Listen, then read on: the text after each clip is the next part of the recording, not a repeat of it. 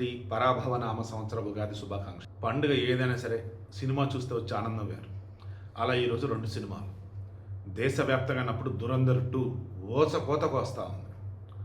ఇక తెలుగు ప్రాంతంలో అన్నప్పుడు మన ఉస్తాద్ భగత్ సింగ్ మామూలుగా అసలు ఫ్యాన్స్ ఫుల్ ఎంజాయ్ చేస్తా ఉన్నారు. గణేష్ గోల్డ్ తాకట్టులో ఉన్న బంగారాన్ని విడిపించి కొనబడును. సంప్రదించండి 9966651144. చిన్నయ్య అనబడే ఒక పిల్లాడు, అమ్మా నాన్న లేని పిల్లాడు భగత్ సింగ్ ఎలా మారాడు, అతనికి ఉస్తాద్ భగత్ సింగ్ అని చెప్పేసి ఎవరు నామకరణం చేశారు అన్నప్పుడు ఆ ఊరికి వచ్చినటువంటి ఒక మాస్టర్, ఆ మాస్టర్ని ఓ రకం పిల్లోడు కాపాడతాడు. ఇక ఆ తర్వాత ఈ పిల్లోడిని ఆ మాస్టర్ చేరదీసి స్కూల్లో జాయిన్ చేసి బాగా చదువు చెప్పిస్తాడు. అలా ఉన్నటువంటి రోజులలో ఆ ఊరికి సీఎం వస్తాడు.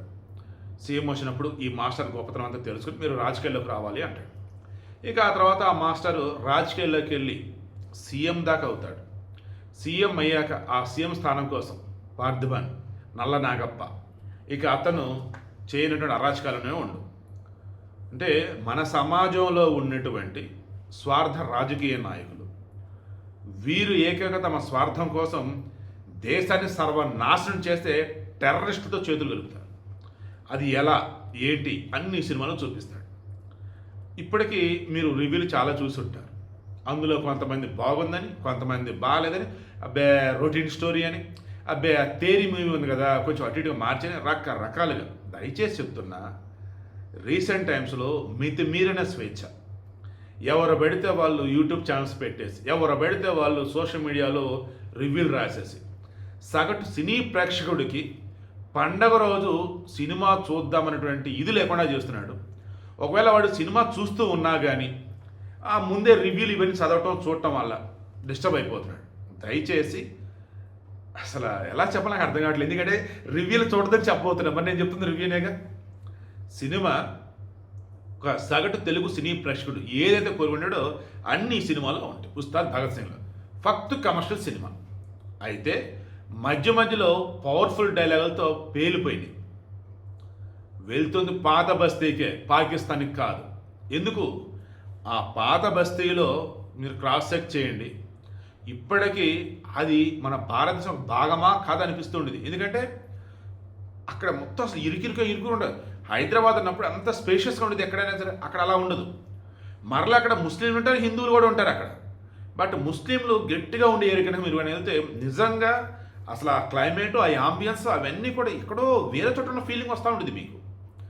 ఈవెన్ చాలాసార్లు వార్తలు కూడా మనం చూసాం, సరిగ్గా కరెంటు బిల్లు కట్టరని, ఇక రకరకాల పోలీసులు కూడా ఇది అంటారా ఇది చేస్తారని. బట్ కిరణ్ కుమార్ రెడ్డి చంద్రబాబు నాయుడు అన్నప్పుడు అవల, ఆ తర్వాత మళ్ళీ అగా వాళ్ళ హవా నడుస్తుంది. సో ఇక్కడ లైట్గా చివుకు అంటే అనొచ్చు కానీ, బట్ అంతా కూడా సినిమాని కమర్షియల్గానే తీసుకెళ్లారు. ఓవరాల్గా అన్నప్పుడు ఫస్ట్ హాఫ్ కానీ సెకండ్ హాఫ్లో కానీ, ఫస్ట్ హాఫ్లో రాసి కానీ సెకండ్ హాఫ్లో శ్రీలీల వారి రోల్ వాళ్ళు పోషించారు.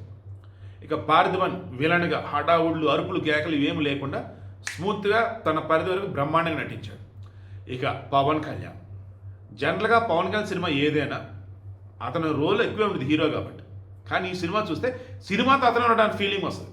దాదాపు 2 గంటల పాటు స్క్రీన్ ప్రెజెన్స్ పవన్ కళ్యాణ్ ఉంటుంది మీకు.